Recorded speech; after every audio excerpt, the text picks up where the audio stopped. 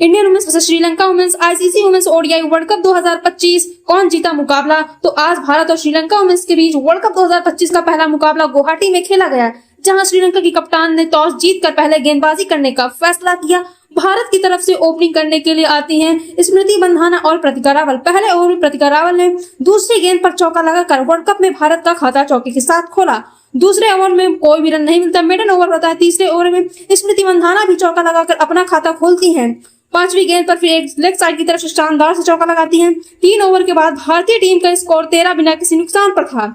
चौथे ओवर की दूसरी गेंद पर स्मृति मंधाना 10 गेंदों में 8 रन बनाकर आउट हो जाती है। भारतीय टीम को बड़ा झटका लगता है स्मृति मंधाना के रूप में 10-14 के स्कोर पर भारत को पहला झटका लगता है। नंबर 3 पर बल्लेबाजी करने के लिए आती हैं हरलीन देवल। स्मृति मंधाना प्रतिका रावल की तरह भी हरलीन देवल अपना खाता चौके के साथ खोलती हैं। 6 ओवरों के बाद भारतीय टीम का स्कोर 24 एक विकेट के नुकसान पर था। 8 ओवर के बाद भारत का स्कोर 36 पहुंच चुका था। एक विकेट गिरा था, जहां प्रतिका रावल 15 रन बनाकर खेल रही थी, हरलीन देवल 13 रन बनाकर खेल रही थी। 10 ओवर के बाद भारत का स्कोर 43 एक विकेट के नुकसान पर था, जहां प्रतिका रावल 18 हरलीन देवल 15 रन बनाकर क्रीज पर मौजूद थी।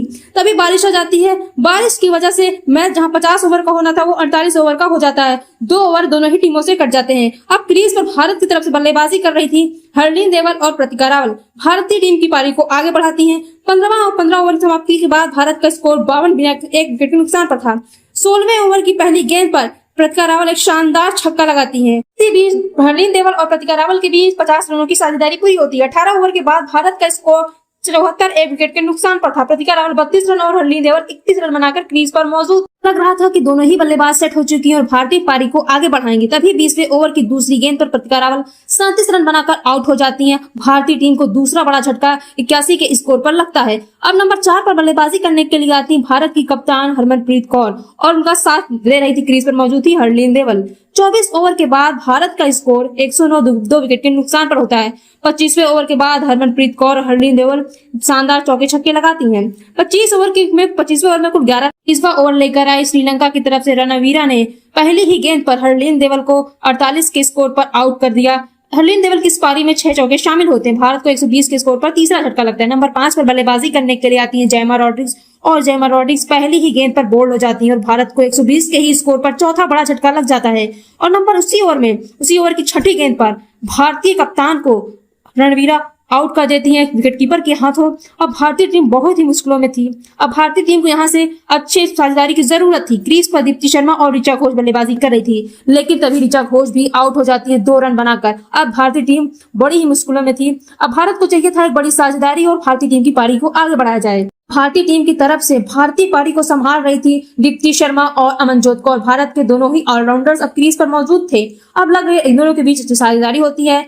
30.3 ओवरों में भारत का स्कोर 150 के पार जाता है। 31 ओवर की समाप्ति में भारत का स्कोर 153 6 विकेट के नुकसान पर होता है, जहां दीप्ति शर्मा 18 रन बनाकर खेल रही थी, वहीं अमनजोत कौर 12 रन बनाकर क्रीज पर मौजूद थी। 35 ओवर की समाप्ति पर 35 ओवर की दूसरी गेंद पर अमनजोत ने एक शानदार छक्का लगाया और भारत का स्कोर 173 के पार पहुंचाया। उसके बाद दीप्ति शर्मा ने एक चौका लगाया। 38 ओवर के बाद टीम इंडिया का स्कोर 195 तक पहुंचा दिया था 6 विकेट के नुकसान पर, जहां अमनजोत कौर 40 रन बनाकर खेल रही थी, वहीं दीप्ति शर्मा 33 रन बनाकर क्रीज पर मौजूद थी। इसवें ओवर में अमनजोत कौर ने 45 गेंदों में अपना 50 रन पूरा किया। भारतीय टीम को मुश्किलों से निकाला। जहां लग रहा था भारतीय टीम 200 के अंदर ऑल आउट न हो जाए, वहां से भारतीय पारी को आगे बढ़ाती है और 50 रनों की शानदार पारी खेलती है।